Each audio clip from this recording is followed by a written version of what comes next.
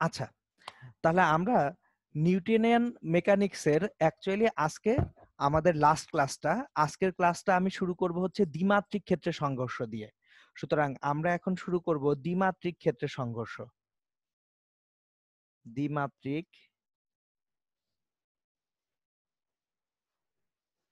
স্থানাঙ্ক ব্যবস্থায়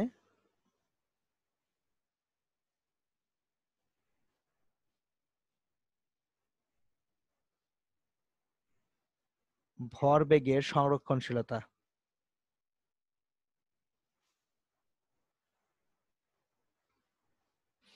এইখানে একেবারে কমন টাইপের যে প্রবলেমটা শুরু করব, আমরা কমন টাইপের একটা ছোট্ট প্রবলেম দিয়ে, যে ধরেন একটা বস্তু যদি ভেঙে 3 টুকরা বা 2 টুকরা হয়ে যায়। ধরেন কোথাও একটা বস্তু আছে, এখানে একটা বস্তু আছে, এই বস্তুটার ভর ধরি m সমান 12 কিলোগ্রাম এবং শুরুতে সেই স্থির, তাহলে আদিবেগ u সমান কত? 0। এখন এই বস্তুটা ভেঙে 3 টুকরা হয়ে গেল। ধরেন প্রথম টুকরা, এই টুকরোটার ভর হচ্ছে m1 = 4 কিলোগ্রাম। সে সোজা এক্স অক্ষ বরাবর 8 মিটার পার সেকেন্ড বেগে যেতে শুরু করলো। আরেকটা টুকরা যার ভর হচ্ছে 6 কিলোগ্রাম, m2 সমান 6 কিলোগ্রাম, সে ধরেন এক্স অক্ষের সঙ্গে 60 ডিগ্রি কোণ করে, এক্স অক্ষের সঙ্গে 60 ডিগ্রি কোণ করে এ গেল হচ্ছে আপনার ধরেন 6 মিটার পার সেকেন্ড বেগে। আপনাকে জিজ্ঞেস করা হলো তৃতীয় টুকরা কোন দিকে কত বেগে গতিশীল হবে। সো আপনাকে জিজ্ঞেস করা হয়েছে যে তৃতীয় টুকরা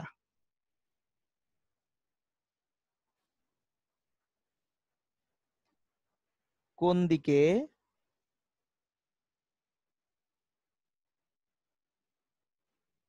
কত বেগে গতিশীল হবে। এখন জিনিসটা দেখেন, এখানে অ্যাকচুয়ালি এই ম্যাথগুলো সোজা ম্যাথ। যে আমার যদি শুরুতে ভরবেগ 0 থাকে, এখানে আদি ভরবেগ কত? ডিরেক্টলি 0। তাহলে আমরা জানি পি ইনিশিয়াল ইকুয়ালস টু 0। তাহলে শেষ ভরবেগ পিএফ টাও কত হবে? 0 হবে। কিন্তু পিএফ, এখানে একটা জিনিস খেয়াল করেন, স্কেলার কোয়ান্টিটি রাখলেই বিপদে পড়বেন। আমার এখানে ভরবেগটা কি ভেক্টর কোয়ান্টিটি না?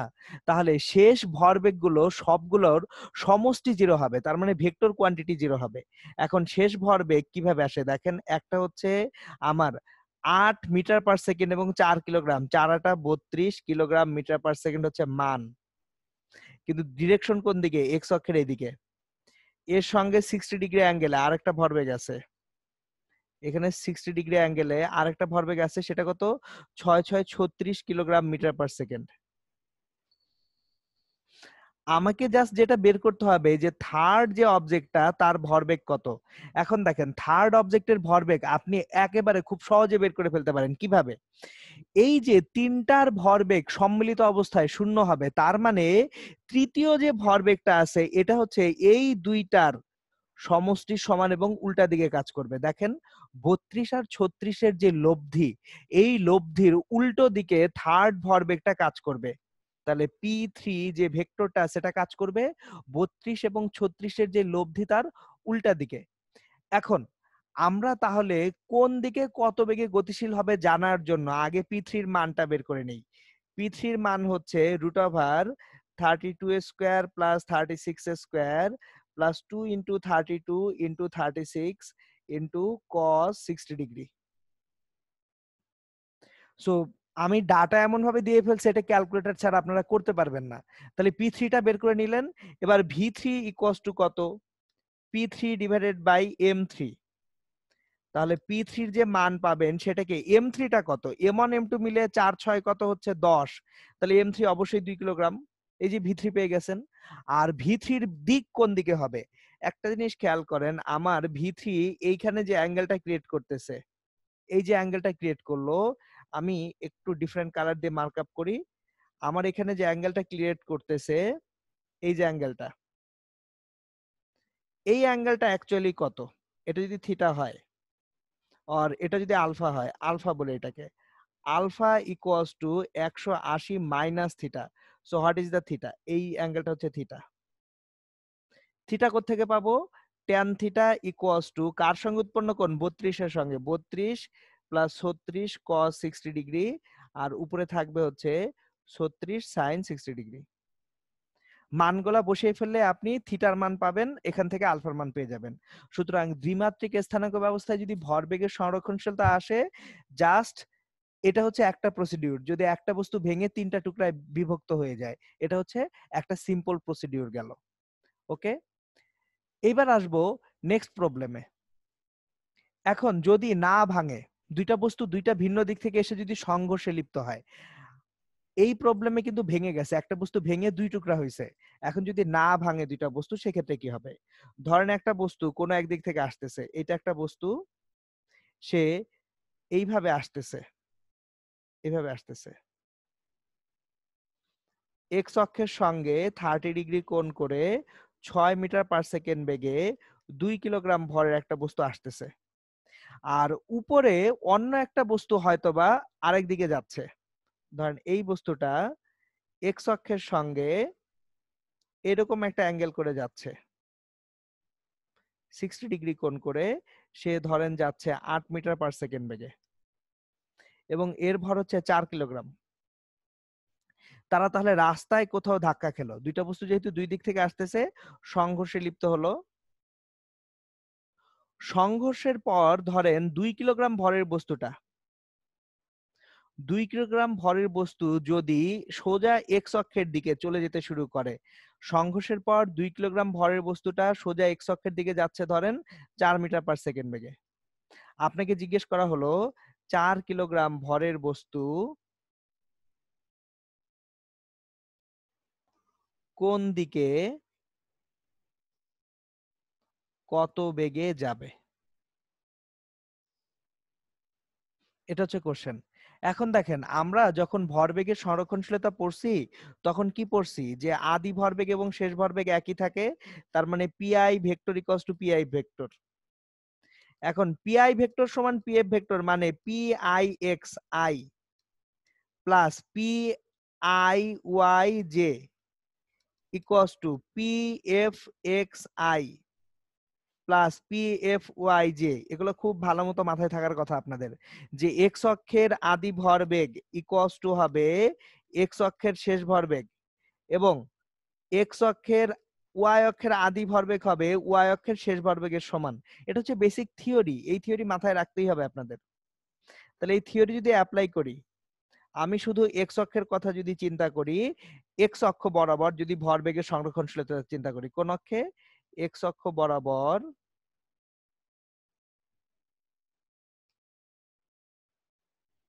ভরবেগের সংরক্ষণশীলতা।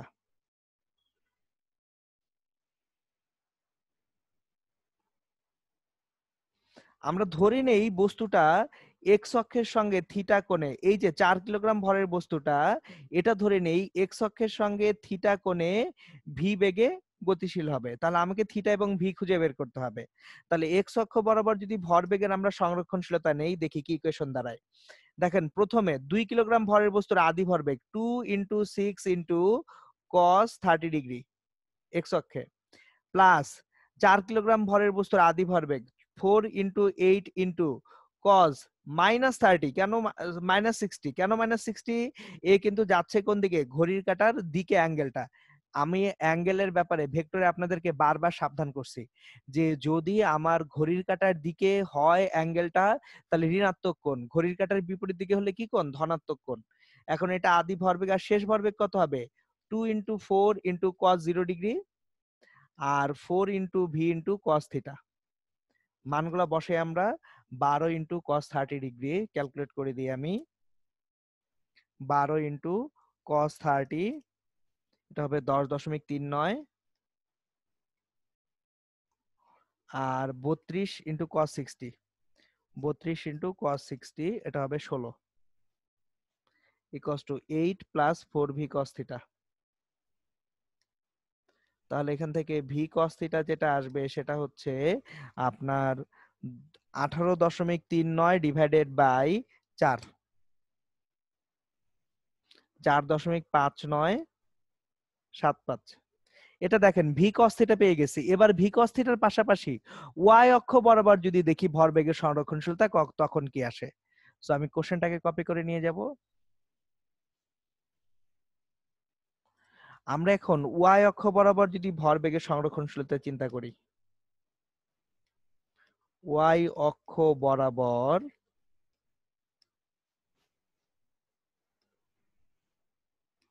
ভরবেগের সংরক্ষণশীলতা হতে।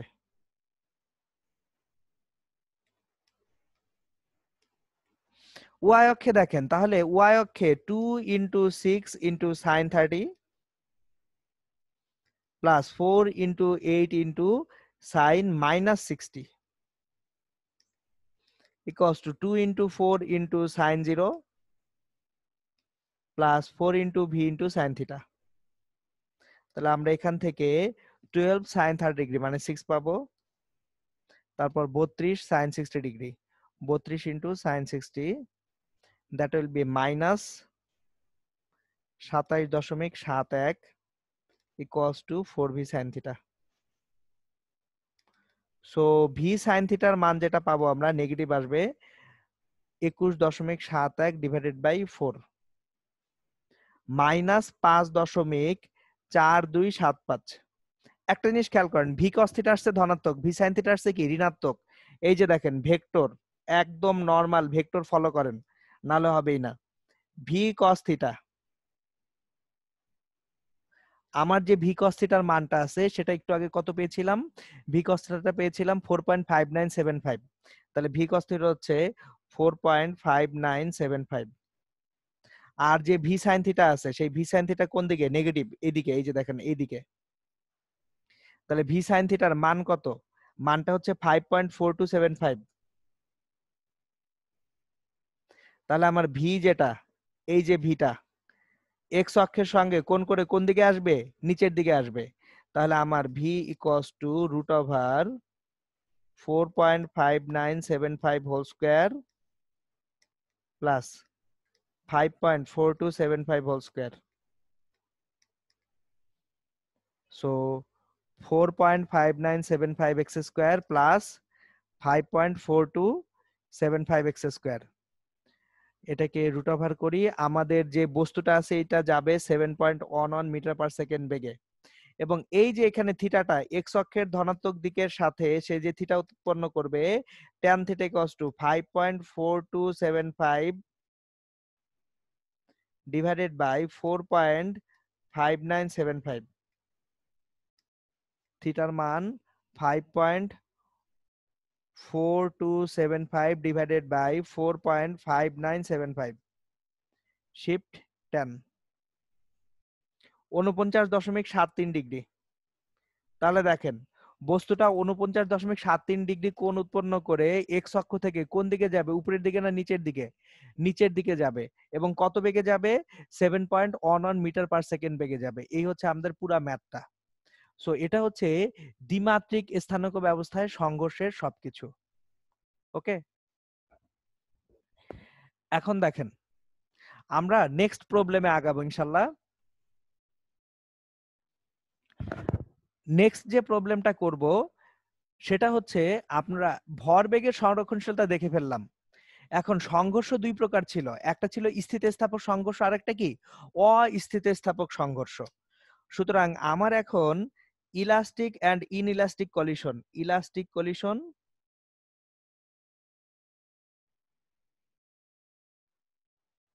বা স্থিতিস্থাপক সংঘর্ষ,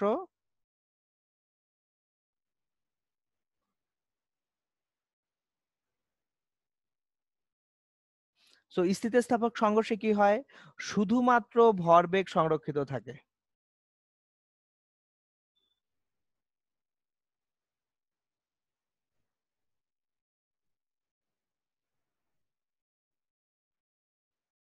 আর ইনইলাস্টিক কলিশন যদি হয়,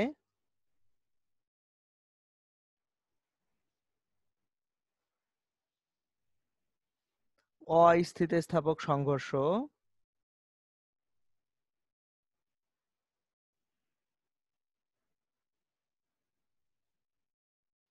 তাহলে কি হবে, ভরবেগ ও গতিশক্তি উভয় সংরক্ষিত থাকবে।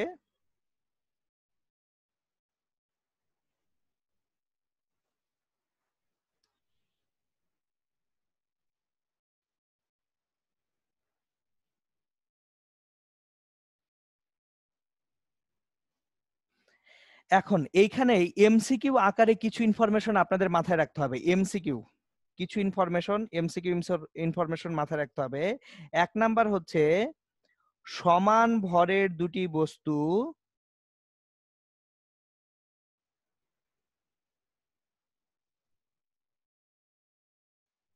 স্থিতিস্থাপক সংঘর্ষে লিপ্ত হলে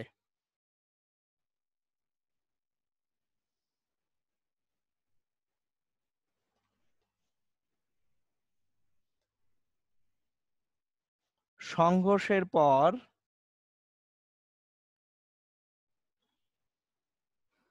বেগ বিনিময় করে।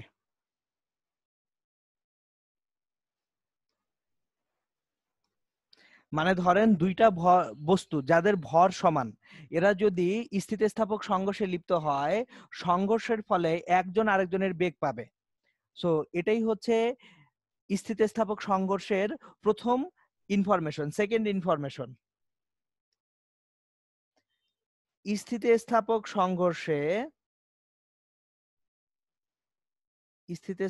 সংঘর্ষে দুইটি বস্তু লিপ্তি হলে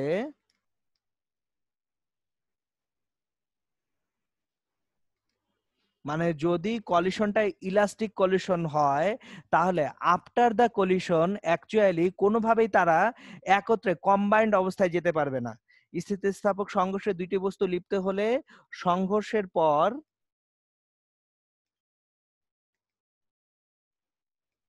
তারা মিলিত অবস্থায় চলতে পারবে না, সম্ভবই না।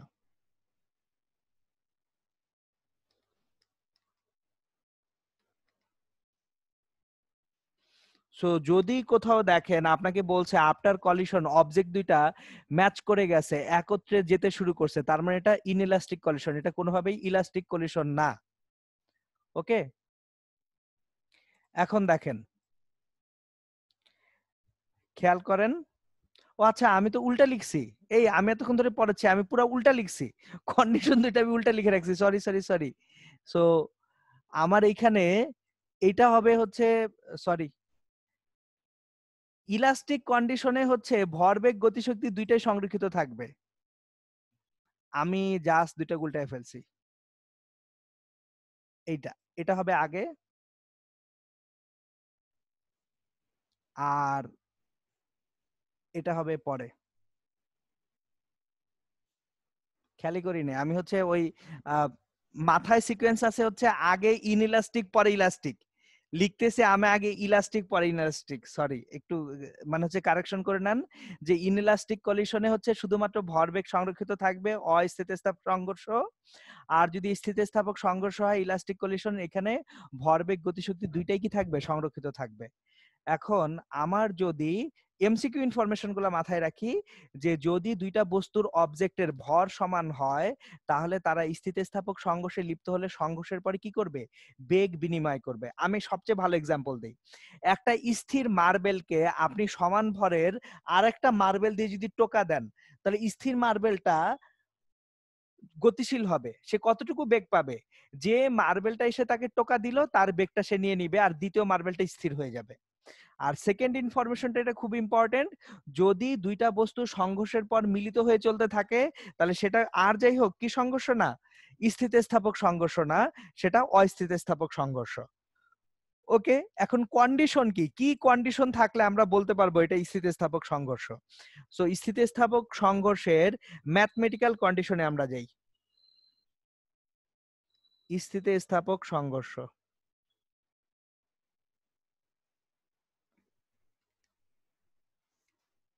গাণিতিকভাবে যদি দেখতে যাই, ধরেন একটা বস্তু এমন ভরের, সে ইউ1 আদিবেগে যাচ্ছে, আরেকটা বস্তু m2 ভরের, সে ইউ2 আদিবেগে যাচ্ছে। এরা পরস্পর সংঘর্ষে লিপ্ত হলো, সংঘর্ষটা স্থিতিস্থাপক। সংঘর্ষের পর এমন ভরের বস্তু যদি v1 বেগ নিয়ে এবং m2 ভরের বস্তু যদি v2 বেগ নিয়ে যায়, যদি স্থিতিস্থাপক সংঘর্ষ হয়, তাহলে এই e1 এবং v1 এর যে যোগফল এবং ইউ2 এবং v2 এর যে যোগফল, এই দুইটার যোগফল সমান হবে। সুতরাং আমরা এখানে কন্ডিশন হিসেবে পাবো U1 plus V1 equals to U2 plus V2। Actually আর কিছু লাগবে না, শুধুমাত্র এই ইনফরমেশনটা দিয়ে আপনারা সবগুলা ম্যাথ করে ফেলতে পারবেন। সো দুইটি বস্তু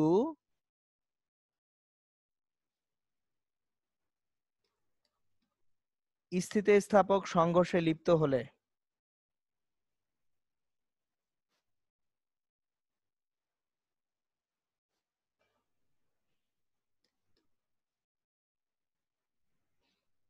U1 প্লাস V1 সমান কত হয়?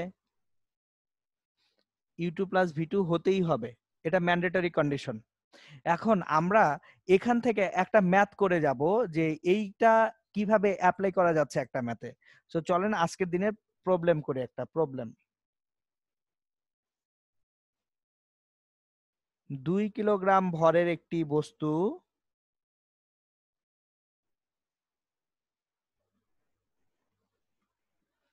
গতিশীল অবস্থায়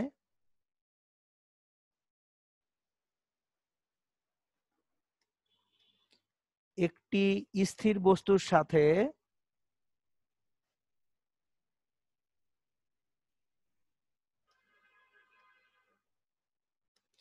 স্থিতিস্থাপক সংঘর্ষে লিপ্ত হয়।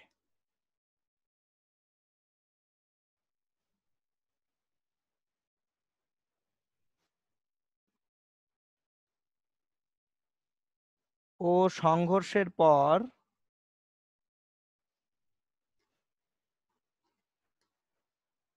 আদিবেগের 1/4 বেগ নিয়ে চলতে থাকে।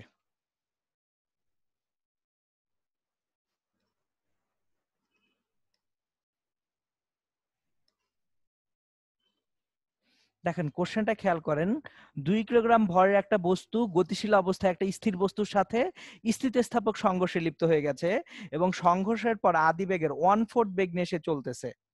জিজ্ঞেস করা হলো আপনাকে স্থির বস্তুর ভর কত। যে বস্তুটা স্থির অবস্থায় ছিল তার ভর কি এখানে দেওয়া আছে? দেখেন এখানে কিন্তু ভর নিয়ে কোনো ইনফরমেশন নাই স্থির বস্তুর। সো আপনাকে কোশ্চেন করা হলো যে স্থির বস্তুটা যেটা ছিল তার যে মাস বা ভর সেটা কত। সুতরাং প্রশ্নটা জিজ্ঞেস করা হলো স্থির বস্তুর ভর কত। স্থির বস্তুর ভর কত। এখন আপনাদের বইপত্রগুলায় খুব বিদঘটে বিদঘটে কিছু সূত্র দেওয়া আছে, খুবই বিদঘুটে, কোনো বিদঘুটের সূত্র দরকার নাই। এই টাইপ ম্যাথগুলো সলভ করা খুব সহজ। দেখেন একটা জিনিস খেয়াল করেন, আমার একটা বস্তু স্থির অবস্থায় বসেছিল, এটা ধরেন স্থির অবস্থায় বসে থাকা বস্তু যার ভর m2, তাহলে m2 এর জন্য u2 টা কত? 0। আর u1 কত আমি জানি না, m1 দেওয়া আছে 2 কিলোগ্রাম। সংঘর্ষের পরে প্রথম বস্তুটা যেটা 2 কিলোগ্রাম ভরের বস্তু, সে আদিবেগের 1/4 বেগ নিয়ে চলতেছে না? তাহলে তার বেগটা v1টা কত হয়ে গেছে? u1/4 হয়ে গেছে। এখন দ্বিতীয় বস্তু যেটার ভর m2, আমি ভর জানি না, এ ধরেন v2 বেগ নিয়ে চলতে শুরু করলো। যেহেতু স্থিতিস্থাপক সংঘর্ষ, একটু আগেই বলে আসছি, মিলিত অবস্থায় চললে সেটা স্থিতিস্থাপক সংঘর্ষ কোনোদিনই হবে না। সুতরাং আমার যেহেতু বলেই দিছে স্থিতিস্থাপক সংঘর্ষ, সেহেতু আমরা বুঝেই যাব যে বস্তুটায় বিচ্ছিন্নভাবে চলতে শুরু করলো। এখন একটা জিনিস খেয়াল করেন, u1 plus v1 equals to u2 plus v2, এটা আমরা জানি। এখন u1 এর মতো থাকুক, v1 কত? u1/4। u2 কত? 0। v2 কত জানি না। তাহলে এখন দেখেন v2 টার মান এখান থেকে পাবেন 5/4 u1 পেয়ে গেছেন। এবার বস্তুদ্বয় যে সংঘর্ষেই লিপ্ত হোক না কেন, তাদের তো ভরবেগ সংরক্ষিত থাকতেই হবে। সুতরাং আদি ভরবেগ কত হয়? 2u1 plus m2 into 0। শেষ ভরবেগ কত হবে? 2 ইন্টু u1/4 ইন প্লাস, এখানে m2 কত জানি না, v2 কত? v2 কিন্তু বের করে ফেলছেন, 5/4 u1। এখন দেখেন সবগুলো u1 কেটে দেন, 2 সমান হাফ প্লাস 5/4 m2, তাহলে 3/2 equals to 5/4 m2। So m2 এর যে ভ্যালুটা হবে সেটা হচ্ছে 12 ডিভাইড বাই 10, মানে হচ্ছে 1.2 কিলোগ্রাম। দেখেন কোনো ক্যালকুলেটর দরকার নাই, কিচ্ছু দরকার নাই, খুব সহজ একটা অঙ্ক। সো এটা কিন্তু বোথ ইঞ্জিনিয়ারিং এবং ভার্সিটির জন্য খুব সুন্দর একটা অঙ্ক। অ্যাকচুয়ালি এই ম্যাথটা খুব সম্ভবত 2018-তে, 2018 না 19, 2018-তে আপনার বুয়েট ভর্তি পরীক্ষার প্রশ্ন ছিল, এবং আপনাদের লেকচার শিটেও ম্যাথটা খুব সম্ভবত দেওয়া আছে, আপনাদের যে নিউটন বলবিদ্যা লেকচার শিট পাবেন সেখানে। ওকে, তাহলে আমাদের সংঘর্ষের সবকিছু কিন্তু শেষ, সংঘর্ষের বৃত্তান্ত শেষ। আমি এখানে সংঘর্ষের পরে যেখানে যাব সেটা হচ্ছে, আমরা সংঘর্ষের পরে পড়ব জড়তার ভ্রামক।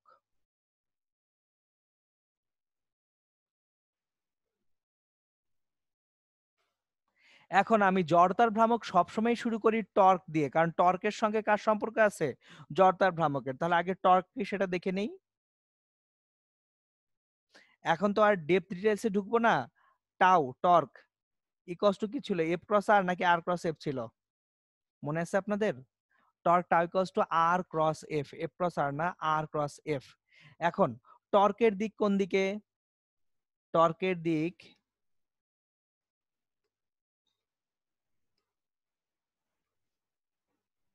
কৌণিক ত্বরণের দিকে, বা বস্তুটার ওমেগা যেদিকে সেদিকেও টর্ক বলতে পারেন। একটু একটা জিনিস দেখে ফেলেন, ধরেন এইটা একটা লাঠি, এই লাঠিটাকে আমি একটা বল দিচ্ছি এইভাবে, এইভাবে একটা বল দিলাম, এটা বল, তাহলে থিটা কোণে বল দিচ্ছি এবং এটা হচ্ছে ভেক্টর আর। তাহলে খেয়াল করেন এই লাঠিটা অ্যান্টি ক্লকওয়াইজ ঘোরার কথা, তাহলে যদি অ্যান্টি ক্লকওয়াইজ ঘোরে, আপনার এখানে দেখেন থিটাটাও কি অ্যান্টি ক্লকওয়াইজ, সুতরাং আর ক্রস এফ থেকে আমরা টর্ক টাও পাবো। তাহলে টাও সবসময় কি দিবে আমাকে? আর ক্রস এফ দিবে। আর যদি আমি সম্পূর্ণ বলটা লম্বভাবে দেই, যে বস্তুটাকে আমি কি করব? সম্পূর্ণরূপে ঘুরাবো, তাহলে এফ আর এর সঙ্গে একেবারে 90 ডিগ্রিতে আপনি যদি দিয়ে ফেলেন, তাহলে টর্ক টাও সমান আর ইন্টু এফ। এখন টাও সমান আই আলফা, এফ সমান এম এ। আই সমান তাহলে কত আসে দেখি, এ সমান তো আলফার ছিল আমাদের, এ সমান আলফা আর, এখান থেকে আই সমান এম আর স্কোয়ার আসে। সো আমরা যত কিছু পড়ছি, I goes to summation of M R square বলেন, I goes to M R square বলেন, সব আসছে অ্যাকচুয়ালি বেসিক্যালি কোথা থেকে? টর্ক থেকে। এখন আমার টর্কে আরেকটা ছোট্ট জিনিস মাথায় রাখাবো আপনাদের। দেখেন টর্ক কিভাবে কাউন্ট করা হয় আর ক্রস এফ যখন, যদি একটা বল অ্যাপ্লাই করি আমরা, ধরেন এটা একটা বল এফ, তাহলে যে বিন্দুর চারপাশে বস্তুটা ঘুরবে, পিভট পয়েন্ট বা ঘূর্ণন বিন্দু, ঘূর্ণন বিন্দু থেকে যদি একটা লম্ব টানি, এই যে দেখেন লম্ব ডি, আর এটা হচ্ছে F, torque tau equals two tau এর মান এফ ইন্টু ডি, বল ইন্টু বলের প্রয়োগ বিন্দু থেকে লম্ব দূরত্ব। এখন এটা যদি আর হয়, এখানে অ্যাঙ্গেলটা যদি থিটা হয়, এই অ্যাঙ্গেলটাও কত হবে? থিটা। তাহলে ডি সমান কিন্তু আর সাইন থিটা, এই যে দেখেন tau equals to F R sine theta, এখান থেকেও লিখে ফেলা যায়। সো অলওয়েজ খেয়াল রাখবেন জড়তার ভ্রামক আসে কোথা থেকে? টর্ক থেকে আসে, এবং torque tau equals to actually I alpha লেখা যায়, এবং I alpha F D sine থিটাও লেখা যায়। এখন দেখেন, সো আমরা যখন জড়তার ভ্রামক পড়তেছি, মোমেন্ট অফ ইনার্শিয়া, আর টর্ক তো টর্কই,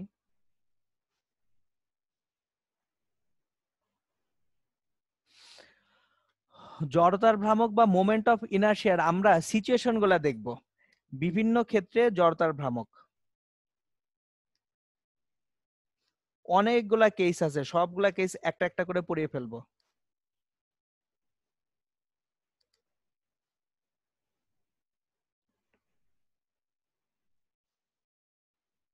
moment of inertia in different cases.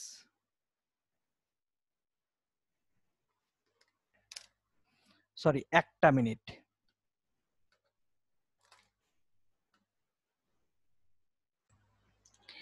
খেয়াল করেন আমরা বিভিন্ন সিনারিওতে যে জড়তার ভ্রামকগুলা মোমেন্ট অফ ইনার্শিয়া রেইজ করবে সেই সিনারিওগুলা দেখাবো। আমি আপনাদেরকে এখানে মোটামুটি 10টা সিনারিও দেখাই দিব। এই 10টা সিনারিও একদম মাথায় গেঁথে রাখবেন।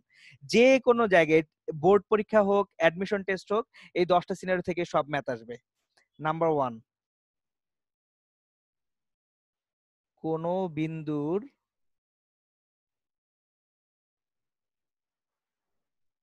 চারপাশে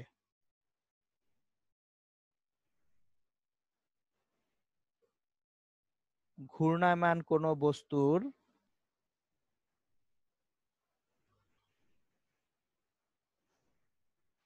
জড়তার ভ্রামক। মানে একটা বিন্দুর চারপাশে ঘুরতেছে একটা বস্তু, ধরেন একটা বিন্দুর চারপাশে একটা বস্তু ঘুরতেছে, আর ব্যাসার্ধে এম ভরের বস্তু ঘুরতেছে, আই সমান কি এম আর স্কোয়ার। এখন এটা কোন কোন সিনারিওতে অ্যাপ্লিকেবল হবে আমি সিনারিওগুলো বলে দিচ্ছি। আপনার এটা অ্যাপ্লিকেবল হবে সুতায় বেঁধে বাঁধা, সুতায় বেঁধে ঘুরানো বস্তু, এটা এক। 2 নাম্বার হচ্ছে বার্ষিক গতি, অ্যানুয়াল মোশন।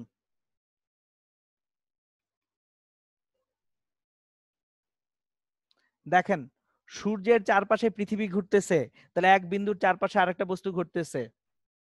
এরপর কক্ষপথে গতি। এখন আমি যখন কক্ষপথে আছি, কোন একটা অরবিটে আছি, অরবিটাল মোশন।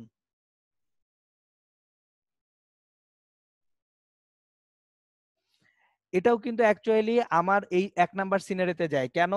চাঁদ পৃথিবীর চারপাশে তার কক্ষপথে ঘুরতেছে, তাহলে চাঁদ পৃথিবীর চারপাশে একটা কি করে ঘুরতেছে, ব্যাসার্ধে কন্টিনিউয়াসলি ঘুরে যাচ্ছে। এই সব ক্ষেত্রেই সিনারিও নাম্বার 1 হবে।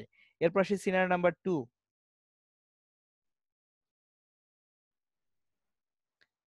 একাধিক বস্তু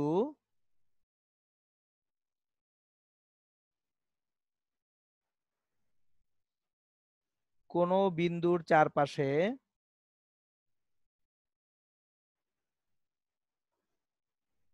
বৃত্তাকারে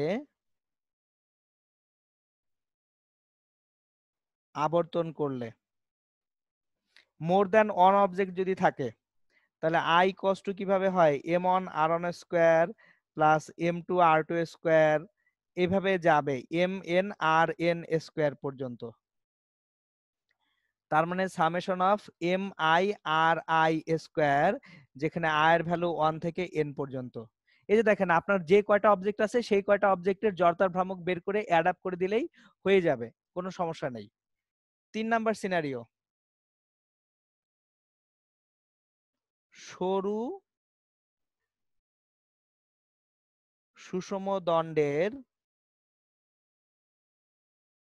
কেন্দ্রগামী ও দণ্ডের দৈর্ঘ্যের সাথে লম্ব বরাবর অক্ষের সাপেক্ষে। অনেকেই এখানে একটা কমন মিস্টেক করেন, কমন মিসআন্ডারস্ট্যান্ডিং। অবশ্যই আমাকে কি করতে হবে, সরু সুষম দণ্ডের কেন্দ্র, কেন্দ্র মানে কিন্তু এখানে আসলে ভর কেন্দ্র। সো আপনি যে সেন্ট্রয়েড আছে বা সেন্টার পয়েন্ট অফ গ্রাভিটি আছে, সেই ভর কেন্দ্র দিয়ে যেতে হবে এবং অক্ষের সাথে সেটা লম্ব বরাবর হতে হবে। অক্ষের সঙ্গে যদি লম্ব বরাবর না হয়, দণ্ডের দৈর্ঘ্যের সাথে যদি লম্ব বরাবর না হয়, সেক্ষেত্রে এই থিওরেম কাজই করবে না। এটা কি ছিল, আই সমান এম এল স্কোয়ার বাই 12। তারপর সরু সুষম দণ্ডের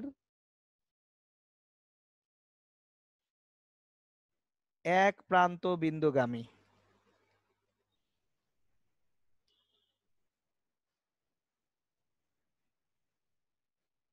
অক্ষের সাপেক্ষে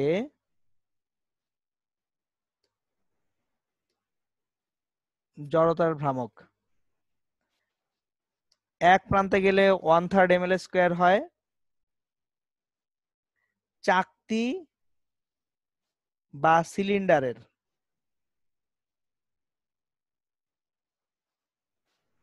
কেন্দ্রগামী ও তলের উপর লম্ব বরাবর অক্ষের সাপেক্ষে।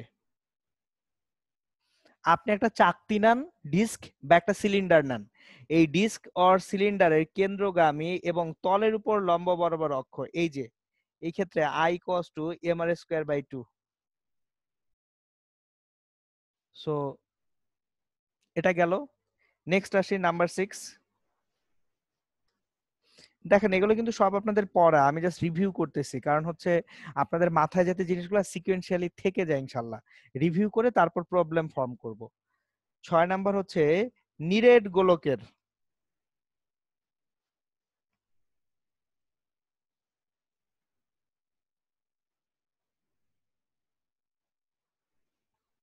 কেন্দ্রগামী অক্ষের সাপেক্ষে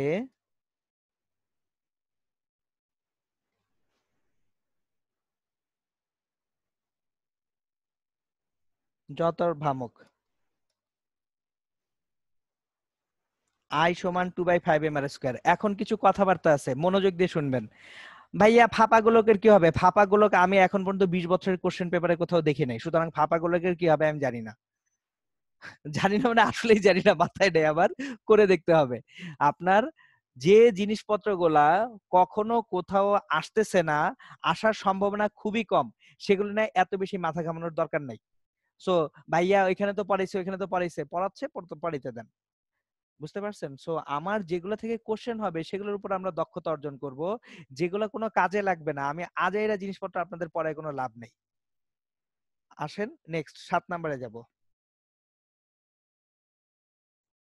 সো আমাদের যে পরের সিনারিওটা হবে 7 নাম্বার সিনারিও, সিনারিও নাম্বার 7। এখন সিনারিও নাম্বার 7টা অ্যাকচুয়ালি আগে সিনারিও না বলে আমি উপপাদ্য দুইটা পড়ে আপনাদেরকে। দুইটা উপপাদ্য আছে, একটা হচ্ছে লম্ব অক্ষ উপপাদ্য, perpendicular axis theorem.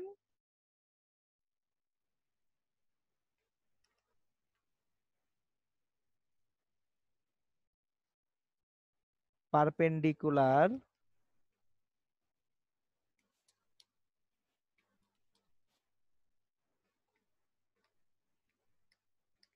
Axis theorem. So perpendicular axis থিওরেমটা আপনারা সবাই জানেন, যে যদি আমরা এক্স অক্ষের রেসপেক্টে এন্ড ওয়াই অক্ষের রেসপেক্টে জড়তার ভ্রামক দুইটা জানি, I X and I Y, তাহলে জেড অ্যাক্সিস এর রেসপেক্টে যে জড়তার ভ্রামক I Z equals to simply I X plus I Y হয়ে যায়। এটা ছিল আমাদের লম্ব অক্ষ উপপাদ্য বা পারপেন্ডিকুলার অ্যাক্সিস থিওরেম। আর আরেকটা হচ্ছে সমান্তরাল অক্ষ উপপাদ্য।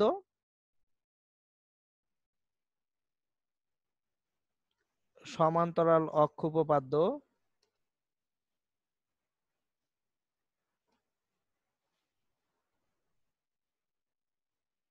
Parallel Axis theorem.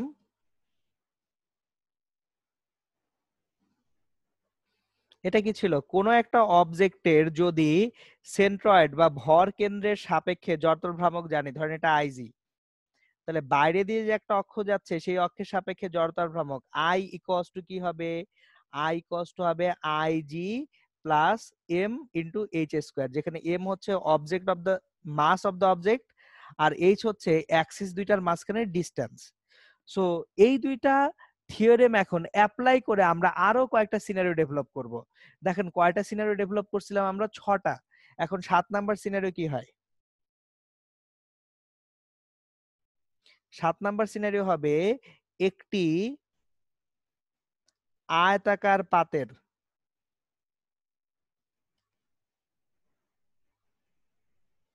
কেন্দ্রগামী ও তলের উপর লম্ব অক্ষের সাপেক্ষে জড়তার ভ্রামক।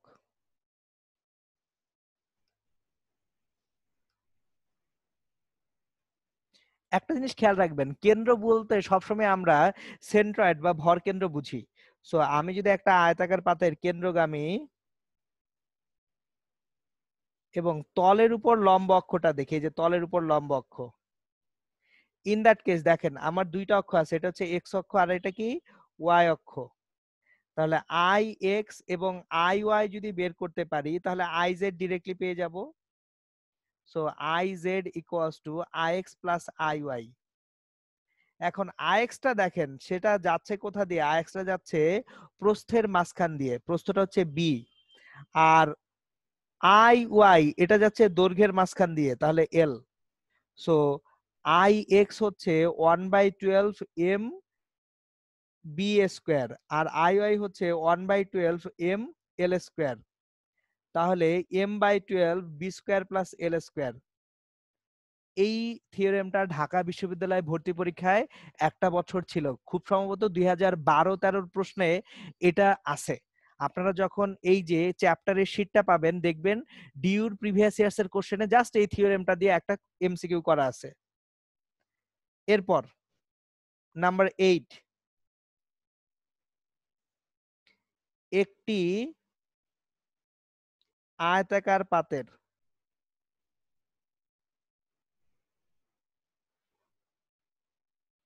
এক প্রান্তগামী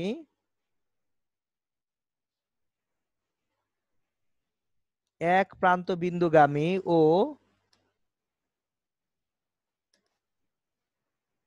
তলের উপর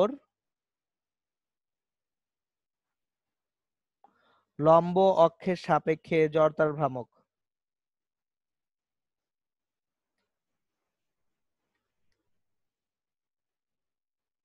দেখেন একই আয়তাকার পাত কিন্তু অক্ষটা কিন্তু এক প্রান্ত দিয়ে যাচ্ছে, এই যে দেখেন অক্ষটা এই যে প্রান্ত বিন্দুতে যাচ্ছে, এই যে অক্ষটা এখানে প্রান্ত বিন্দু দিয়ে যাচ্ছে, তাহলে এটা আইজেড। আইজেড হলে এটা হচ্ছে আইএক্স, এটা হচ্ছে আই ওয়াই। তাহলে আইএক্সটা কি প্রস্থের এক প্রান্তে না, একটু খেয়াল করে দেখেন আইএক্সটা হচ্ছে প্রস্থের এক প্রান্তে। তাহলে এখানে আইএক্স যেটা হবে সেটা হচ্ছে 1/3 M B square. I Y দৈর্ঘ্যের এক প্রান্তে, তাহলে I Y equals to 1/3 M L square. সুতরাং I Z equals to 1/3 M L square plus B square. Done. So আমরা 8টা মাত্র সিনারিও পেলাম, এখনো শেষই হয় নাই। 9 নাম্বার সিনারিওতে যাই।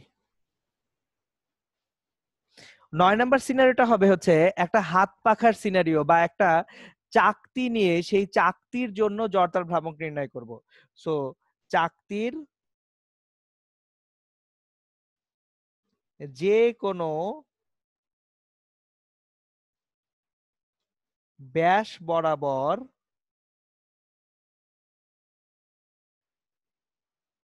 অক্ষের সাপেক্ষে জড়তার ভ্রামক।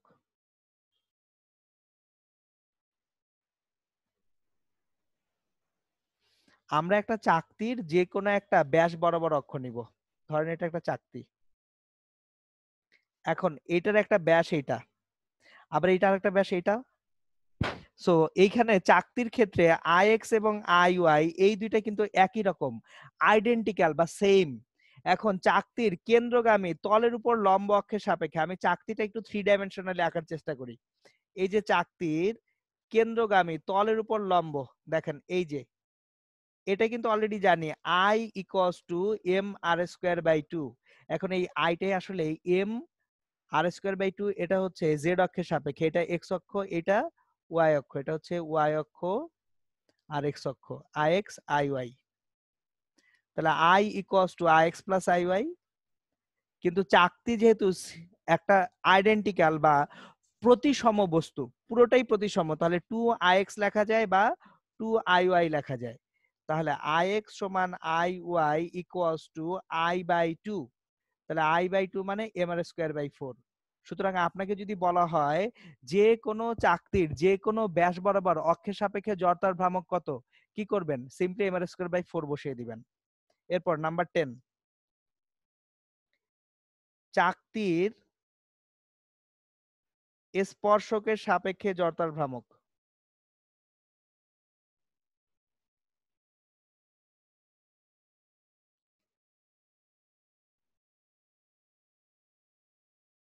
আমি যদি একটা চাকতির স্পর্শক নেই, ট্যানজেন্ট নেই, কোন একটা ট্যানজেন্ট ধরেন একটা চাকতি আছে, এই চাকতির ট্যানজেন্ট দুই ভাবে চিন্তা করা যায়। একটা হচ্ছে তলের উপর লম্ব বরাবর স্পর্শক, আর একটা হচ্ছে তলের সমান্তরাল স্পর্শক। জিনিসটা খেয়াল করেন, একটা হচ্ছে তলের উপর লম্ব বরাবর স্পর্শক, আর একটা হচ্ছে তলের সমান্তরাল স্পর্শক। দুই ভাবে স্পর্শক আঁকা যায়। তাহলে যদি আমরা তলের উপর লম্ব বরাবর স্পর্শক চিন্তা করি, এখানে এই যে আই ইকুয়ালস টু আইজি, আইজিটা কত, এম আর স্কোয়ার বাই 2, এখানে ব্যাসার্ধ রেডিয়াসটা আর, মাস কত এম, তাহলে I equals to IG M R square by 2 plus M into H square মানে এম আর স্কোয়ার, তাহলে 3/2 এম আর স্কোয়ার পাবো। আর যদি তলের তল বরাবর বা তলের সমান্তরাল স্পর্শক হয়,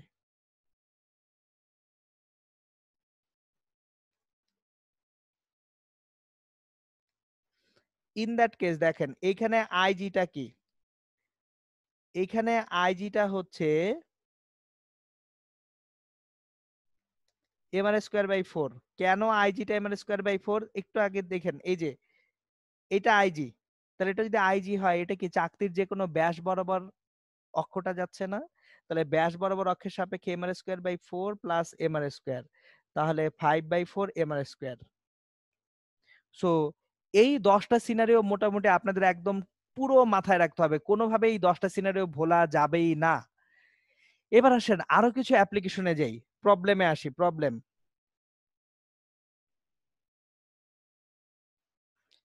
একটি মিটার দণ্ড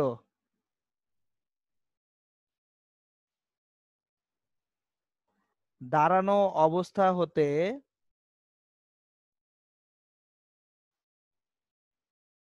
কাত হয়ে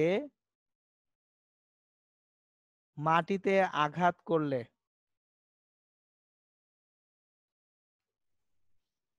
তা কত কৌণিক বেগে মাটিকে আঘাত করবে। আমার একটা মিটার দণ্ড দাঁড়ানো অবস্থা হতে কাত হয়ে কোথায় আঘাত করতেছে, মাটিকে। সুতরাং এটা কত কৌণিক বেগে মাটিকে আঘাত করবে সেটা আমার বের করতে হবে। চলেন তাহলে এটা এখন আমরা বের করব। দেখেন আমার এইখানে মিটার দণ্ড দাঁড়ানো অবস্থা হতে কিভাবে কাত হয়ে সে কাকে আঘাত করতেছে, মাটিকে আঘাত করতেছে, এটা কত কৌণিক বেগে মাটিকে আঘাত করবে সেটা বের করতে বলা হয়েছে। তাহলে মিটার দণ্ডটাকে দাঁড় করায় রাখি, এই যে মিটার দণ্ড, এটা দাঁড়ানো অবস্থায় আছে, এটা কাত হয়ে কোথায় আঘাত করবে, মাটিকে। তাহলে একটা জিনিস খেয়াল করেন, মিটার দণ্ডটা ঘুরতেছে কিভাবে, তার এক প্রান্তগামী অক্ষের সাপেক্ষে ঘুরতেছে না, মিটার দণ্ডটা তাহলে ঘুরতেছে এক প্রান্ত বিন্দুগামী অক্ষের সাপেক্ষে, এল সমান 1 মিটার। সে মাটিকে আঘাত করলো এক প্রান্ত বিন্দুগামী অক্ষের সাপেক্ষে। এখন তাহলে দেখেন দাঁড়ানো অবস্থায় তার মধ্যে একটা বিভব শক্তি আছে এমজিএইচ, সে যখন ঘুরে মাটিতে পড়তেছে সে একটা কৌণিক গতি শক্তি নিয়ে মাটিকে আঘাত করবে, কারণ তার তো কোনো রৈখিক গতি শক্তি নাই, তার তো প্রত্যেকটা বিন্দু সরে নাই, তো সে শুধু একটা বিন্দু সাপেক্ষে ঘুরে গেছে 90 ডিগ্রি কোণে। সুতরাং আমার তাহলে MGH equals to half I omega square. এখন এই যে দণ্ডের ক্ষেত্রে, দণ্ডের এক প্রান্তগামী অক্ষের সাপেক্ষে জড়তার ভ্রামক 1/3 ml স্কোয়ার। এবার এমজিএইচ, এইচ মানে কি খেয়াল করেন তো, এখানে পুরো যে বস্তুটার শক্তি কোথায় সঞ্চিত থাকে, ভর কেন্দ্রে, তাহলে ভর কেন্দ্রটার উচ্চতাটাই হচ্ছে এখানে H, H equals to L/2 equals to half metre. তাহলে আমি পাবো MG into half 1/6 M into L square মানে 1 square into omega square. So আমরা যেটা পাবো গুলা কাটাকাটি করে দেই যদি, ওমেগা স্কোয়ার ইকুয়ালস টু এখানে 2 আছে 6 3g, সো ওমেগা সমান হবে √3g রেডিয়ান পার সেকেন্ড। এত কৌণিক বেগে সে কি করবে? মাটিকে আঘাত করবে। এই প্রবলেম হয়ে গেল। একটা জিনিস খেয়াল করেন, এটা প্র্যাকটিক্যালি কিভাবে অ্যাপ্লিকেবল। এটা হচ্ছে টম এন্ড জেরি মার্কা একটা সিনারিও। ওই যে মাঝে মধ্যে মিস্টার টমের মাথায় এসে একটা ইলেকট্রিক্যাল পোল, ইলেকট্রিক্যাল খাম্বা ধ্রাম করে পড়ে যায় না? যে মিস্টার টম কোনো দুষ্ট কর্ম করার প্ল্যান করতেছে বা জেরির পিছনে ধাওয়া করছে, কোনো একভাবে ইলেকট্রিক্যাল পোলটা সবসময় মাথায় পড়বে। টম যেদিকেই যাক না কেন কিচ্ছু করার নাই, ও যেদিকে যাবে ওইদিকে এসে পোলটা পড়বে। এটা কিভাবে হয় সেটা বাচ্চাবেলায় আমার কোশ্চেন ছিল, এখন আমার কোশ্চেন যে এই টম ডিরেকশন চেঞ্জ করার পরেও কেন পোল এসে তার মাথায় পড়ে। হোয়াট এভার, সেকেন্ড প্রবলেমে যাই। প্রবলেম,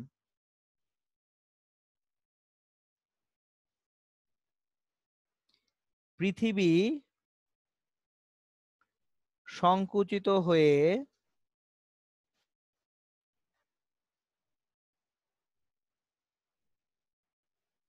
ব্যাসার্ধ অর্ধেক হলে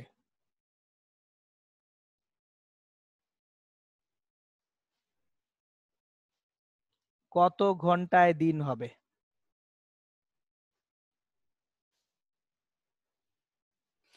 পৃথিবী হঠাৎ সংকুচিত হয়ে ব্যাসার্ধ যদি অর্ধেক হয় কত ঘন্টায় দিন হবে? অনেকভাবে না এই ম্যাথটা করা যায়। আমি এইটা যেহেতু এখন আমরা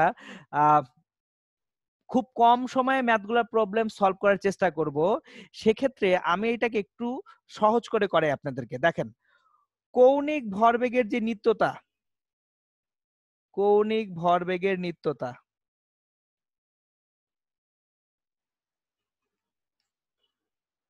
ল of conservation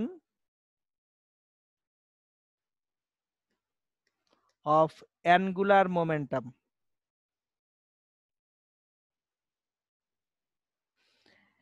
law of conservation of angular momentum যেটা আছে, এই কৌণিক ভরবেগের নিত্যতা অনুযায়ী আমরা জানি আই ওমেগা এটা হচ্ছে কনস্ট্যান্ট। জিনিসটা খেয়াল করেন, আমি একবারে এক স্টেপে অঙ্ক করে দেবো। আই ওমেগাটা কি? কনস্ট্যান্ট। এখন একটা জিনিস খেয়াল করেন, যতগুলা আই আমি এখন পর্যন্ত বের করছি, চলেন একটু লিস্টায় তাকাই। শুরু করি। 1 number M R square, 2 number M R square, 3 number M L square, 4 number M L square. ধ্রুব সংখ্যা বাদে যে ভ্যারিয়েবল বা চলক আছে সব জায়গায় কি এম এবং আর স্কোয়ার বা এম এবং এল স্কোয়ার। সুতরাং আই এ একটা ধ্রুব সংখ্যা কে থাকবে? এম থাকবে, আর স্কোয়ার ইন্টু ওমেগা, ওমেগা মানে 2π/t, এটা হচ্ছে কনস্ট্যান্ট। এখন কে একটা সংখ্যা ধ্রুব। তারপর আমার এখানে পৃথিবী সংকুচিত হচ্ছে, সংকুচিত হয়ে ব্যাসার্ধ অর্ধেক হচ্ছে, ভরের কি কোনো পরিবর্তন হয়েছে? হয় নাই। তাহলে এমও এখানে ধ্রুব, 2πও এখানে ধ্রুব। তাহলে ডিরেক্টলি বলতে পারি r²/t সমান কনস্ট্যান্ট। তাহলে t is proportional to R square, math শেষ। দেখেন সময়টা ব্যাসার্ধের বর্গের সঙ্গে কিরকম এখানে সমানুপাতিক। তাহলে t2/t1 ইকুয়ালস টু r2²/r1²। t1টা হচ্ছে 24 ঘন্টা, r1 যাই থাকুক, r2 r1 এর অর্ধেক না, তারা r1²/4। So t2 equals to 6 ঘন্টা। সো কোনো কারণে পৃথিবীকে যদি অর্ধেক করে দেই আমরা, তাহলে এইখানে ব্যাসার্ধ অর্ধেক হয়ে গেলে 6 ঘন্টায় দিন হবে। ওকে। সো একটা জিনিস খেয়াল রাখেন, কোনো একটা বস্তুকে যদি আমরা কি করতে পারি, সংকুচিত করে ফেলতে পারি, তাহলে তার আবর্তন কাল কমে যায়, কৌণিক বেগ বেড়ে যায়। এবং এই জিনিসটা আরেক জায়গায় আপনারা পড়ছেন। কোথায় পড়ছেন? একজন নর্তকী নাচার সময়, ঘোরার সময় সে যদি হাত গুটায় নাচে বা হাত গুটায় ঘোরে, তার কি আবর্তন কাল কমে এবং কৌণিক বেগ বাড়ে। ভার্সিটির অংশটুকু শেষ, এখন পিওর ইঞ্জিনিয়ারিং। এইবার আসেন, আপনারা কিছু জিনিস দেখেন নাই, এই টাইপ কিছু জিনিসপত্র এখন দেখাবো। আমি জড়তার ভ্রামকে একটু পরে আসব, আগে শুরু করব। আমি গত ক্লাসে আপনাদেরকে একটা ম্যাথ করতে দিছিলাম, হোমওয়ার্ক করতে দিছিলাম। সো আপনাদের খেয়াল আছে কিনা আমি জানি না, আমার খেয়াল আছে যে একটা হোমওয়ার্ক গত ক্লাসে আপনাদের জন্য ছিল। সো ওই যে হোমওয়ার্কটা ছিল, ওই হোমওয়ার্কটা দিয়ে আমি অ্যাকচুয়ালি শুরু করব আজকের ইঞ্জিনিয়ারিং সেগমেন্টটুকু, যে অ্যাকচুয়ালি যদি দুইটা বস্তু একটার উপরে আরেকটা দাঁড়ানো থাকে, তখন কিভাবে আসলে আমরা ওখানে কি চিন্তা করব, ত্বরণগুলা চিন্তা করব। চলেন, সিনারিওটা কিরকম ছিল? সিনারিওটা ছিল এরকম, একটা বস্তু নিচে আছে 20 কিলোগ্রাম ভরের, এখানে আছে 20 কিলোগ্রাম ভরের একটা বস্তু, এখানে M1 20 কিলোগ্রাম, এর উপরে আরেকটা বস্তু ছিল M2 5 কিলোগ্রাম ভরের। নিচের বস্তুটার সঙ্গে নিচের গ্রাউন্ডের যে ঘর্ষণ গুণাঙ্ক সেটা হচ্ছে μ1, এটা ছিল 0.3। অন্য কোনো ভ্যালু থাকলে অন্য ভ্যালু ছিল, আমি জাস্ট আবার ভ্যালুগুলো ক্রিয়েট করতেছি। এইখানে দুইটা বস্তুর মধ্যে μ2 ছিল 0.2, এই টাইপ একটা সিনারিও ছিল। আমি জিজ্ঞেস করছিলাম যদি নিচের বস্তুটাকে 140 নিউটন বলে ডান দিকে একটা ধাক্কা দেওয়া যায়, তাহলে উপরের বস্তুটা কত ত্বরণ প্রাপ্ত হবে। সো কোশ্চেনটা ছিল এরকম, ধরেন আপনি এখানে নিচের যে বস্তুটা আছে এই বস্তুটাকে ডান দিকে একটা বলে ঠেলা দিবেন, 200 নিউটন বলে ধরেন ঠেলা দিচ্ছেন। সো নিচের বস্তুটাকে 200 নিউটন বলে ঠেলা দিলে উপরের বস্তু কত ত্বরণ পাবে। সো M2 ভরের বস্তু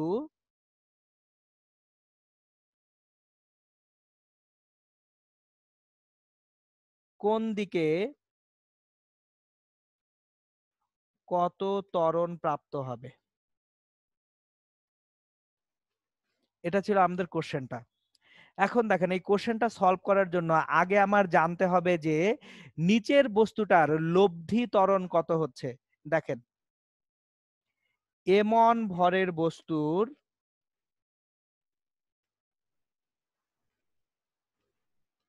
জন্য বাধাজনিত বল μ1 ইন্টু 20 প্লাস 5 ইন্টু 9.8। এটা আগে একটু বোঝার চেষ্টা করি। খেয়াল করেন ভাইয়া, M1 ভরের বস্তুর জন্য বাধাজনিত বল আপনি এখানে দুইটা যোগ করলেন কেন? কারণ M1 ভরের বস্তুর উপরে M2 ভরের বস্তুটাও বসে আছে। সুতরাং আপনি যখন নিচের বস্তুটাকে সরাতে যাবেন, তখন অ্যাকচুয়ালি আপনাকে দুইটা বস্তু মিলে একত্রে সরাতে হবে না? ধরেন আপনি কোনো একটা চেয়ারে বসে আছেন, কেউ এসে চেয়ারটাকে সরাইতে চায়, সে কি শুধু চেয়ারকে সরাইতে পারবে নাকি চেয়ার সহ আপনাকে সরাবে? আপনারা যার যার জায়গায় যে বসে আছেন, ধরেন কেউ একজন বিছানায় বসে আছেন, আমি এখন বিছানা সরানো মানে কি, বিছানা সহ আপনাকে সরানো। সুতরাং এমন ভরের বস্তুটাকে যখন আমি সরাতে যাব, বাধাজনিত যে বলটা পাবো সেই বলটা কিন্তু দুইজনের সম্মিলিত বাধা বল থেকেই আসবে। তাহলে 20 প্লাস 5 ইন্টু 9.8, মিওয়ানটা হচ্ছে 0.3 ইন্টু 25 ইন্টু 9.8, কত নিউটন হয় সেটা ক্যালকুলেট করি। 25 ইন্টু 9.8 ইন্টু 0.3, 73.5 নিউটন হচ্ছে এখানে বাধাজনিত বল। এখন তাহলে নিচের বস্তুর ত্বরণ কত হবে? নিচের বস্তুর ত্বরণ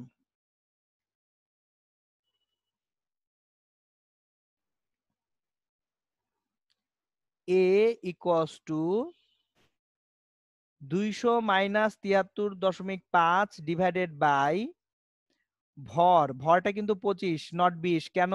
কারণ দুইটা বস্তু মিলে একত্রে সরতে চাচ্ছে। তাহলে 200 মাইনাস 73.5 ডিভাইডেড বাই 25, এটা হবে 5.06 মিটার পার সেকেন্ড স্কোয়ার। এই যে এটা হচ্ছে কম্বাইন্ড সিস্টেম বা সম্মিলিত সিস্টেমের ক্ষেত্রে ত্বরণ বের করতে শেখা। তো আশা করি এটা সবাই বুঝছেন যে এটা একটা কম্বাইন্ড সিস্টেম বা সম্মিলিত সিস্টেমের জন্য ত্বরণ, ত্বরণ বের হয়ে গেল। ওকে, এটুকু হয়েছে, কোনো সমস্যা নাই। এবার আসি পরের সিনারিওতে, মানে এই ম্যাথটার বাকি অংশটুকু আমরা কমপ্লিট করব এখন। সো ম্যাথের ডায়াগ্রামটাকে আমি কপি করে নিয়ে আসি, এই ডায়াগ্রামটুকুকে কপি করে নিয়ে আসি, আরেকবার আঁকার দরকার নেই। Control V. এখন দেখেন আপনি নিচের বস্তুতে 200 নিউটন বল দিছেন, কিন্তু আপনার বাধাজনিত কারণে কত নিউটন বল নাই হয়ে গেছে? 73.5। তাহলে এইখানে 200 নিউটন থেকে 73.5 বাদ দেন, বাদ দিলে যে বলটা পাবেন সেই বলটাই এখন অ্যাকচুয়ালি উপরের বস্তুর উপরে কাজ করবে। জিনিসটা একটু বুঝাই বলি আপনাদেরকে, আপনারা একটু মনোযোগ দিয়ে জিনিসটুকু শোনেন। ধরেন আপনি একটা গাড়িতে দাঁড়িয়ে আছেন, এই গাড়ির মধ্যে দাঁড়ানো অবস্থায় গাড়িটা যদি হঠাৎ করে একটা ত্বরণ সামনের দিকে দেয়, সমান ত্বরণ আপনি উল্টা দিকে পাবেন। আমরা একটা স্থির গাড়ি গতিশীল হলে কেন পিছনের দিকে হেলে পড়ি? কারণ গাড়িটা যখন ত্বরণ পাচ্ছে, আমার শরীরের নিচের অংশ সামনের দিকে যাচ্ছে, কিন্তু উপরের অংশ কি সামনের দিকে তৎক্ষণাৎ যেতে পারতেছে? পারতেছে না। উপরের অংশটা একই ত্বরণে উল্টা দিকে কি করতেছে? উল্টা দিকে চলে যেতে চেষ্টা করতেছে। এখন তাহলে একটা জিনিস খেয়াল করেন, নিচের অংশে এই যে নিচের অংশটা, এটার উপরে লব্ধি বল হচ্ছে 200 মাইনাস কত বেরিয়েছিল? 73.5। লব্ধি বল 200 মাইনাস 73.5। তাহলে লব্ধি বল যদি 200 মাইনাস 73.5 হয়, 126.5 নিউটন লব্ধি বল সে পাবে। দেখেন 126.5 নিউটন লব্ধি বল পাবে। তাহলে উপরের বস্তুটা উল্টা দিকে যে বল অনুভব করবে এটা 126.5 নিউটন।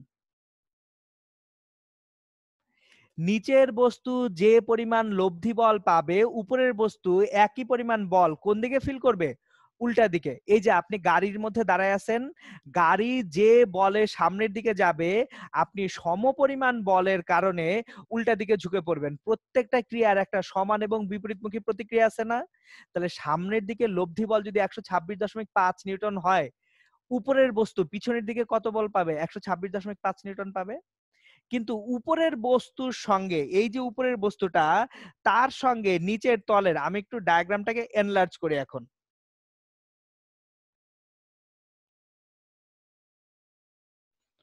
উপরে যে বস্তুটা আছে, এই বস্তু এখন এই দিকে বল অনুভব করতেছে 126.5 নিউটন, এটা তার অনুভূত বল। কিন্তু নিচের বস্তুর সঙ্গে সে কি একটা ঘর্ষণ গুণাঙ্কে আছে না? তাহলে সে একটা ঘর্ষণ বল লাভ করবে কি উল্টা দিকে? এফ। এখন এফ সমান মিউ টু ইন্টু আর, অভিলম্ব প্রতিক্রিয়া এখানে কত? উপরের বস্তুর সঙ্গে আমি নিচের বস্তুর তল নিয়ে চিন্তা করতেছি, তাহলে এটা এম টু জি। তাহলে এখানে R equals to M two G, mu two into M two into G. তাহলে এখানে আমার ঘর্ষণ বল এফ যেটা বের হবে সেটা হচ্ছে 0.3 ইন্টু 5 ইন্টু জি হচ্ছে 9.8। তাহলে 0.3 ইন্টু 5 ইন্টু 9.8, 14.7 নিউটন। তাহলে উপরের বস্তুর ত্বরণ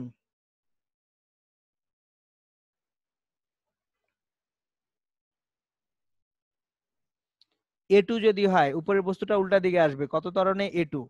এ2 সমান হবে আমাদের 126.5 মাইনাস 14.7 ডিভাইডেড বাই, এখন তো শুধুমাত্র উপরের বস্তুটাই চলতেছে, ডিভাইডেড বাই 5 হবে। তাহলে 126.5 minus 14.7 divided by 5, 22.36 metre per second square. একটা জিনিস দেখেন কিরকম প্র্যাকটিক্যাল সিনারিও। একটা ভারী বস্তুর মধ্যে যদি একটা হালকা বস্তু থাকে, ভারী বস্তু আস্তে গতিশীল হলেও হালকা বস্তুর অবস্থা খারাপ হয়ে যায়। দেখেন আপনি একটা হালকা বস্তু একটা বাসের মধ্যে দাঁড়ায় আছেন বা একটা গাড়িতে দাঁড়ায় আছেন, গাড়িটা অল্প ত্বরণে গেলেও উল্টা দিকের বলের কারণে আপনি বিশাল মানের একটা ত্বরণ পাবেন। এইভাবে অ্যাকচুয়ালি একটা বস্তুর উপরে আরেকটা বস্তু রেখে যদি হ্যাচকা টান দেওয়া হয়, তখন ওই বস্তুটা সোজা উল্টা দিকে দৌড় দেয়। আশা করি বুঝাইতে পারছি ইনশাল্লাহ আপনাদেরকে। এটা গেল একটা সিনারিও, আমরা এটা হোমওয়ার্ক আকারে ছিল। নেক্সট সিনারিওতে যাব, এটা আরো মজার সিনারিও। এর পরের ম্যাথ, এটা হচ্ছে একটা পোকার ম্যাথ, আমি একেবারে প্র্যাকটিক্যালি বুঝাই বলি। আপনারা একটা জিনিস খেয়াল করার কথা, কিচেনের যে সিঙ্ক আছে, রান্নাঘরের যে সিঙ্ক আছে, এই সিঙ্কে অনেক সময় দেখবেন তেলাপোকা পড়ে থাকে এবং এই ব্যাটার বেরোতে পারে না। সিঙ্কের মধ্যে তো পড়ছে তো পড়ছে, আপনি ধরেন সিঙ্কে পানিও রাখেন নাই, পানি শুকিয়ে গেছে, স্টিল তেলাপোকা বের হয়ে আসতে পারতেছে না সিঙ্ক থেকে। সো আমরা ওই টাইপ একটা সিনারিও তৈরি করব। চলেন দেখি প্রবলেমটা তৈরি করি এবং সলভ করি প্রবলেম।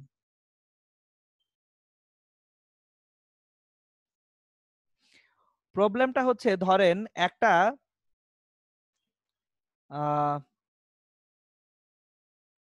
0.5 মিটার ব্যাসার্ধের একটি সিঙ্ক এর উচ্চতা 0.3 মিটার। সিঙ্কে একটি পোকা পড়ে থাকলে সিঙ্ক ও পোকার পায়ের ঘর্ষণ গুণাঙ্ক ন্যূনতম কত হলে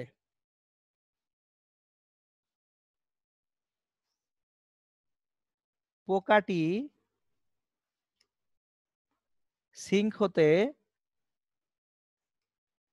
উঠে আসতে পারবে? কোশ্চেনটা খেয়াল করেন। 0.5 মিটার ব্যাসার্ধের একটা সিঙ্কের উচ্চতা দেওয়া আছে 0.3 মিটার।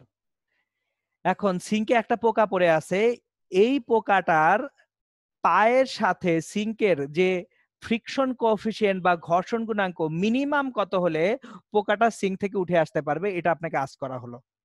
তাহলে দেখি একটু একটা গোলক আকৃতি আগে আগে একটা সিঙ্ক একটা গোলকের অংশ বিশেষ চিন্তা করে নেই। এটা হচ্ছে সিঙ্কটা। তাহলে সিঙ্কের ব্যাসার্ধ হচ্ছে 0.5, এই যে ব্যাসার্ধ হচ্ছে 0.5 আর উচ্চতা 0.3, তাহলে উচ্চতা 0.3। তাহলে সিঙ্কটা এখন আঁকি, এবার আপনাদের বুঝতে সুবিধা হবে। দেখেন সিঙ্কটা ধরেন জিনিসটা এরকম একটা সিঙ্ক বা একটা বাটি। সিঙ্কটা দেখতে একটা কিসের মতো তাহলে? এই যে বাটির মতো। এই যে এই সিঙ্কটার মধ্যে পোকাটা পড়ে গেছে, দুর্ভাগ্যজনক ভাবে পোকা এই সিঙ্কের মধ্যে পড়ে গেছে। এখন একটা জিনিস খেয়াল করেন, পোকাটা যদি এইখান দিয়ে উঠে আসতে পারে, এই যে এই কর্নারে পোকাটা উঠে আসতে পারলেই সে কি করতে পারবে? বাইরে বের হইতে পারবে। এখন পোকাটা যখন কর্নার দিয়ে উঠে আসতে চাবে তখন কি করতে হবে সেটা আমরা দেখি। আমি আপনাদের সুবিধার জন্য ডায়াগ্রামটাকে একটু এনলার্জ করবো, একটু বড় করে আঁকবো।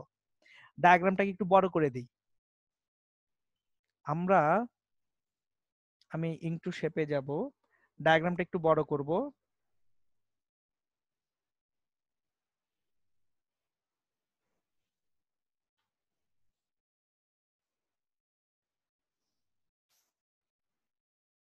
ওমা,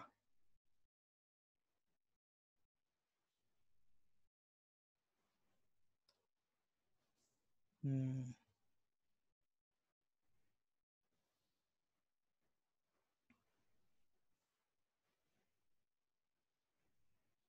নাইস। এই যে দেখেন আমি একটা সার্কেল আঁকলাম, এই সার্কেলের যে রেডিয়াস, সেই রেডিয়াস হচ্ছে 0.5 মিটার এবং 0.3 মিটার হাইটে সিংটা আছে। তাহলে সিংটা আছে 0.3 মিটার হাইটে।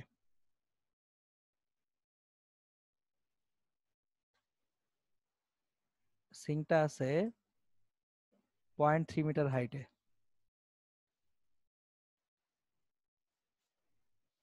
রুলার রোটেট করে না কেন?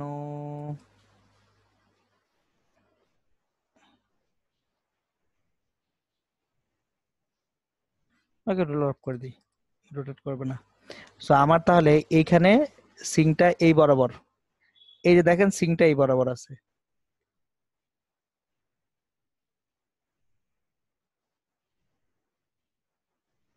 এটা হচ্ছে আমার সিংটা।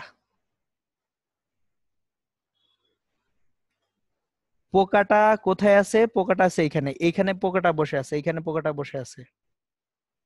তাহলে এইখানে পোকার সঙ্গে সিঙ্কের কি কি জিনিসপত্র ঘটতেছে সেটা আমি একটু দেখাচ্ছি আপনাদেরকে।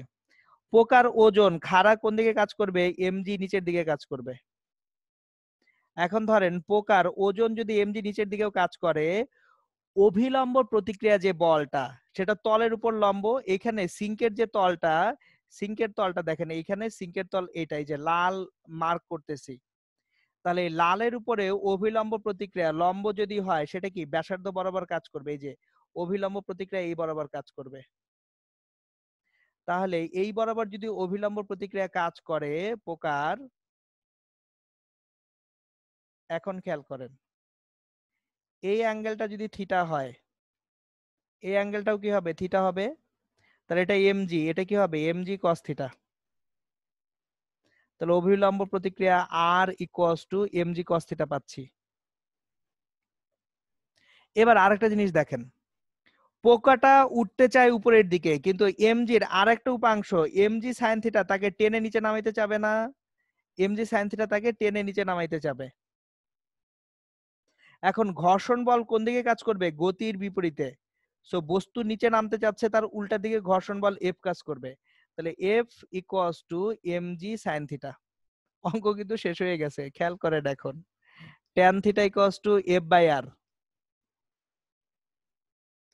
এখন তাহলে tan theta equals to F by R যদি হয়, এফ ইকুয়ালস টু কি মিউ ইন্টু আর না, so mu equals to tan theta. এখন প্রশ্ন হচ্ছে ভাইয়া ট্যান থিটা কোথা থেকে পাবো। দেখেন ট্যান থিটার মানও বের করা খুব সহজ, এই যে এইটা এবং এইটা, এই দুইটা থেকে ট্যান থিটা পেয়ে যাব। দেখেন এইখানে এটা যদি কোণ হয়, লম্ব কোণটা এটা লম্ব আর এটা কি ভূমি। এখন এই লম্বটা কত ভূমিটা কত, আমার এই উচ্চতাটা হচ্ছে 0.3 মিটার, তাহলে এইটুকু কত 0.2 মিটার। এটা ব্যাসার্ধ কত, ব্যাসার্ধটা 0.5 মিটার। তাহলে আমার এখানে যে লম্বটা আছে mu equals to tan theta, লম্বটা হচ্ছে root over 0.5 square minus 0.2 square, এটা হচ্ছে লম্ব, আর ভূমিটা হচ্ছে 0.2। সো ক্যালকুলেট করি, অঙ্ক শেষ হয়ে যাবে। So root over 0.5 square minus 0.2 square divided by 0.2, shift tan answer.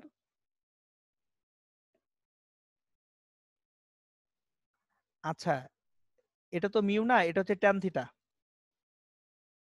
Tan theta এটা।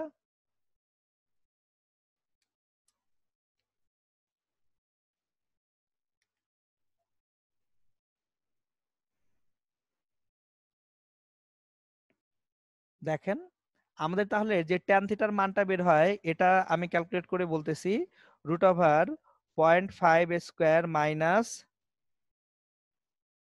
0.2 স্কোয়ার ডিভাইডেড বাই 0.2, 2.29। তার মানে মিউ এর মান যদি 2.29 না হয়, তাহলে পোকা এখান থেকে জীবনেও উঠে আসতে পারবে না। পোকার এখান থেকে উঠে আসার জন্য মিউ এর মান কত হইতে হবে, 2.29 হইতে হবে। এখন সাধারণভাবে ঘর্ষণ গুণাঙ্ক কিন্তু নর্মাল কন্ডিশনে একের থেকে বেশি হয় না।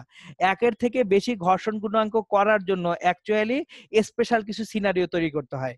তাহলে দেখেন পোকাটা ন্যাচারালি এই যে বোলটা আছে বা গামলাটা আছে বা সিঙ্ক আছে, সিঙ্ক থেকে উঠে আসতে পারবে না। এটা গেল সেকেন্ড প্রবলেম আজকের। এরপর আসি থার্ড প্রবলেমে, প্রবলেম নাম্বার 3।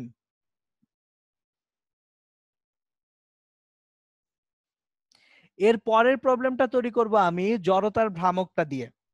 সো এটা সহজ প্রবলেম, এই প্রবলেমটা সহজ প্রবলেম। ধরেন একটি নিরেট সিলিন্ডার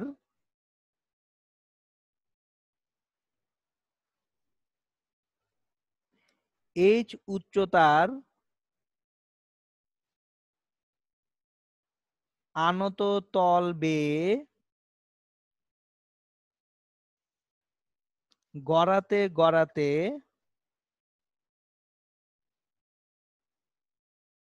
মাটিতে নেমে আসলে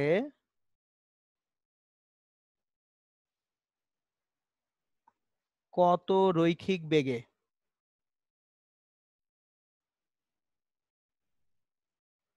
মাটিকে আঘাত করবে।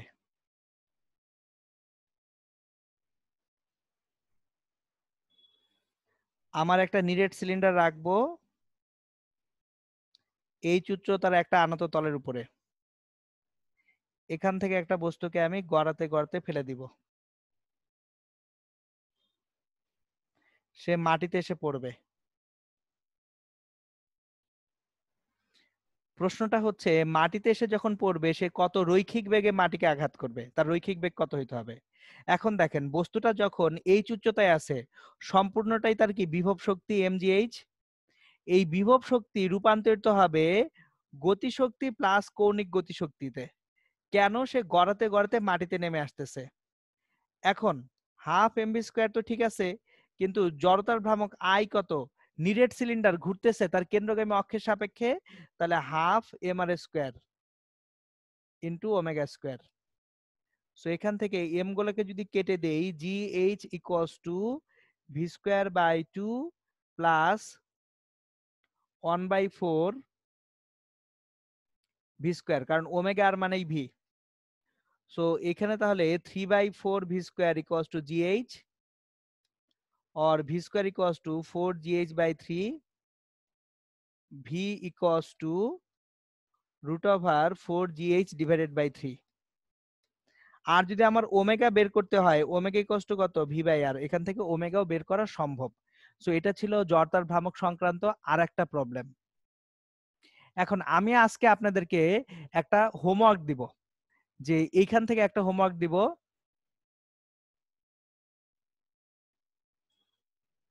সো দেখেন, আপনাদেরকে একটা হোমওয়ার্ক দিয়ে দিই। হোমওয়ার্ক, ধরেন এইখানে একটা ফ্যান আছে, ফ্যানের 3টা ব্লেড আছে। এই ফ্যানের কয়টা ব্লেড? 3টা ব্লেড। ফ্যানের ব্লেড হচ্ছে 3টা, একটা ব্লেড, 2টা ব্লেড, আর ওই পাশে একটা ব্লেড, 3টা।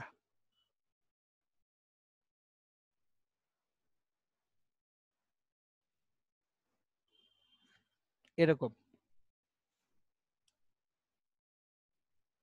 এই ব্লেডটা একটু এদিকে হবে।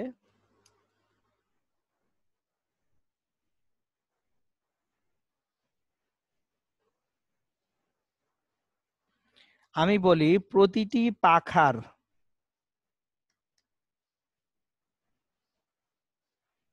ভর 400 গ্রাম। প্রতিটা পাখার ডাইমেনশন গুলো আমি দেখাই দেই এখানে। পাখার দৈর্ঘ্য হচ্ছে, ধরেন পাখার দৈর্ঘ্যগুলো নরমালি হয় হচ্ছে আপনার 0.5 মিলিমিটার, ধরি 0.5 মিটার। পাখা এইদিকে পাশে আছে 0.1 মিটার। যে পাখার ডাইমেনশন দেওয়া আছে। তারপর কেন্দ্রের সিলিন্ডারের ব্যাসার্ধ 8 সেন্টিমিটার। ভর হচ্ছে সিলিন্ডারের ভর হচ্ছে 1.5 কিলোগ্রাম। ফ্যানটি যখন ঘুরবে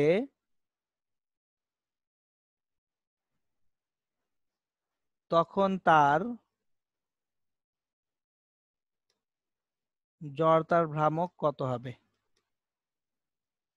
সো এই বৈদ্যুতিক পাখা যখন ঘুরবে তখন তার জড়তার ভ্রামক কত হবে সেটা আমাদেরকে বের করতে হবে। এটা হচ্ছে আপনাদের হোমওয়ার্ক। সো এই তো নিউটনিয়ান বলবিদ্যা আমাদের এই পর্যন্তই।